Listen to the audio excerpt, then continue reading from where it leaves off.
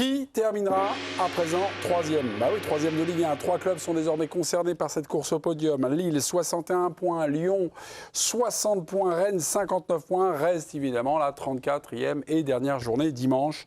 Demandez après le classement le programme. Lille recevra Auxerre 15e. Lyon recevra Lens 2e.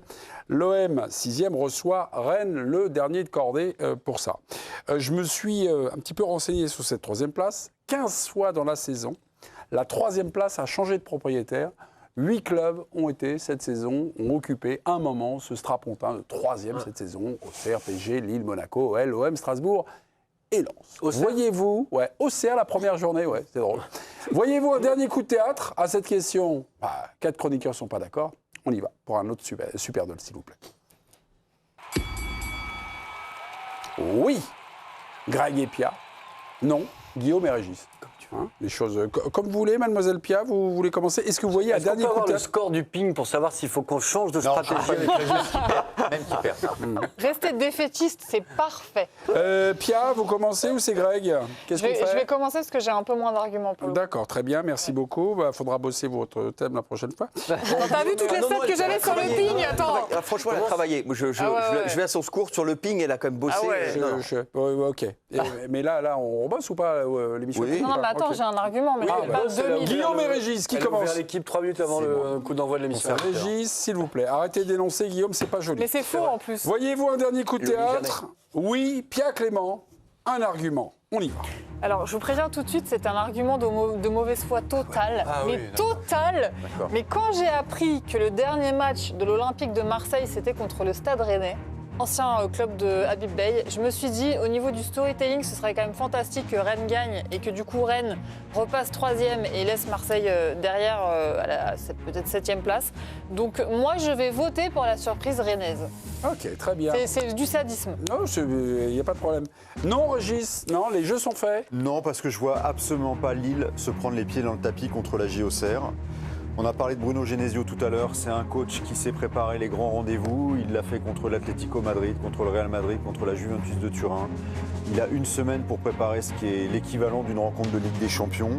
Il connaît le ballon comme personne, il connaît son équipe comme personne. Il y a un match à gagner contre une équipe qui est 15e du championnat. Je ne vois pas du tout le LOSC se prendre les pieds dans le tapis. Il a défendu Bruno Genesio, Greg Schneider, mais quelques minutes plus tard, c'est pour mieux l'enfoncer. Non, mais c'est intéressant parce que c'est justement sur ce match, frontalement, que je vois, moi, Lille avoir des problèmes avec Auxerre. C'est une équipe qui tourne beaucoup mieux, qui a mis la main tardivement sur le truc, mais ils l'ont mis. Et pour Lille, rien n'est facile. C'est-à-dire que c'est une équipe qui, quand même, met peu de buts, rien n'arrive facilement. Donc je pense qu'ils peuvent se prendre un coup de buis.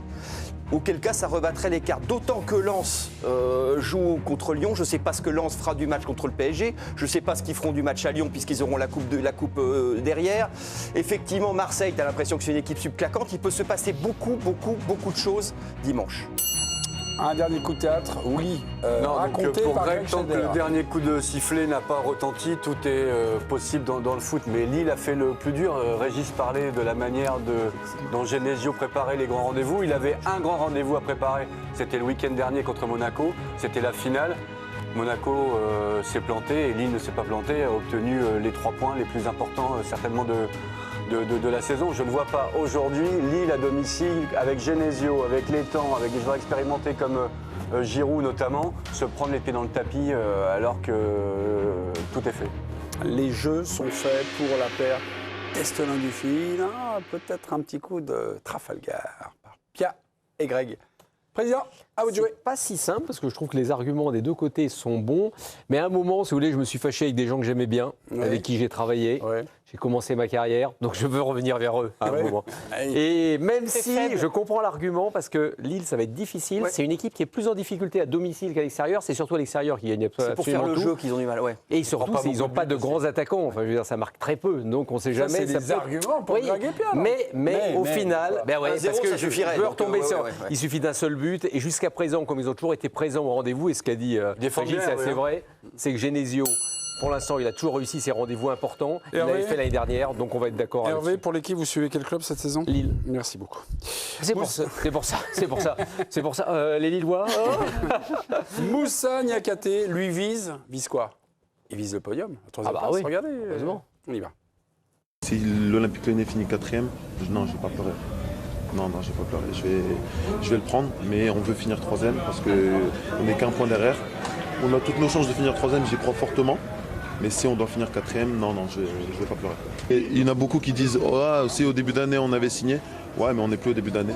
On a mis l'exigence tellement haute qu'aujourd'hui, finir 5e, oui, c'est une déception. Moussa Niakhaté, il est bien Moussa, il nous parle vraiment de manière... Il ne fallait pas déconner à Toulouse. Voilà. Toulouse, qui était un club qui n'a plus rien à jouer. C'est une bonne équipe. Non, mais c'est une équipe. Régis, on en a un peu parlé, mais il y a un mystère sur ce que Lens fera des 2 matchs de championnat qui restent. Moi, je ne les vois pas balancer après-demain contre le Paris Saint-Germain. Mais à un moment donné, il y a cette finale de coupe. C'est un match de gala pour eux. Oui, là, mais après, il y a une finale de coupe derrière qui va quand même être prioritaire parce qu'ils sont qualifiés. Je ne sais pas ce qu'ils feront de ces 2 matchs. Tout est là, le problème est là. C'est-à-dire quand vous avez la Coupe de France, la finale, après, il y a un moment, vous n'allez pas mettre le pied tout le temps. On a une semaine. Mais ça change non, mais c'est pas ça. Le problème, c'est de ne pas avoir d'expulsion. Parce que dans un match tendu, un match serré, je peux vous dire, vous n'allez pas prendre de risque. Le match important, c'est la finale de la Coupe de France. Mais non, mais ils reçoivent Lyon. Enfin, ils vont à Lyon. Donc ils peuvent. Voilà. Et quand ils ont mis l'équipe B à Brest, ça s'est vu. Ça s'est vu. Donc voilà, c'est ça qui. Il faut vite se dire qu'il reste un match à gagner, nous disait Bruno Genesio hier après son triomphe 1-0 à Monaco. Si on termine 3e, il précise la saison sera extraordinaire. Tout à fait d'accord. Et je pèse mes mots. Ouais, tout à fait d'accord. Il est un peu rincé, Bruno, là. Et restera-t-il? C'est un secret de Polichinelle, il doit partir normalement. Première vue, c'est le secret de Polichinelle, non? Première vue. Après, secret de Polichinelle, tant que ce n'est pas annoncé officiellement, mais première vue, oui. Je ne pense pas qu'il reste à Lille, mais bon. Vous avez entendu la question qui a été posée à Stéphane Dumont? Non. Qui a gagné le... Oui, le prix en Ligue 2, non. Mais s'il était à 3, il a dit oui. S'il restera à 3 la saison prochaine. Parce que quoi, il y a des petits échos. Parce qu'il a des affinités particulières avec le LOSC. Et si on lui pose la question, c'est que... C'est qu'il y a un petit climat autour, une petite... Il a répondu, je ne vois aucune raison. Non, mais honnêtement, ce qui est fait cette année à Lille, franchement, entre la Coupe d'Europe, alors c'est vrai qu'ils sont éliminés par Aston Villa. Enfin, Aston Villa, ils sont en finale. Et puis ils vont encore peut-être la remporter une fois de plus avec Emery. Bon.